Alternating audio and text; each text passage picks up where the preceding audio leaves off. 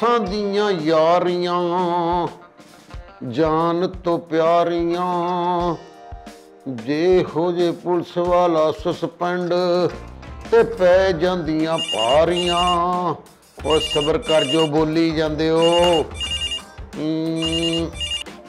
Hello भाजी ये 15 ਦਾ ਦਫ਼ਤਰ ਹੈ जी जनाब, 15 का दफ्तर है जी। ਇਹ ਭਾਜੀ ਤੁਹਾਡਾ ਦਫ਼ਤਰ ਹੈ ਕਿੱਥੇ ਆ ये जी चीन चा ਹੈ ਜੀ अगर थानू मास्क लभ जे ते पा के ते साडे दफ्तर आ जाओ। दफ्तर उत्थे ही है, क्यों मजाक कर रहे हो? अपना मसला दसो। ਉਹ ਨਹੀਂ ਭਾਜੀ ਮੇਰਾ ਤੇ ਭੋਰਾ ਕ ਮਸਲਾ ਇਹ ਤੁਹਾਡਾ ਦਫ਼ਤਰ ਨਹਿਰ ਦੇ ਕੋਲ ਆ ओ जी बिल्कुल नहर दे कोल है, तुसी अपना मसला दसो। ਆ ਭਾਜੀ ਇੱਕ ਕੰਮ ਕਰਨਾ ਜਰਾ ਇਹ ਖੜੇ ਹੋ ਜਾਓ इत्थे बंदा गल ते नहीं खलोंदा ते मैं क्यों खलो जा? ਇਦਾਂ ਕਰੋ ਭੱਜ ਕੇ ਜਰਾ ਦੇਖਣਾ ਇਹ ਨਹਿਰ ਵਿੱਚ ਪਾਣੀ ਆ ਰਿਹਾ ਜਾਂ ਨਹਿਰ ਸੁੱਕੀ ਹੈ क्यों को तुहाडे किसी रिश्तेदार दी लाश रुड़ के आ रही उस नहर च? ओए अपना मसला दसो।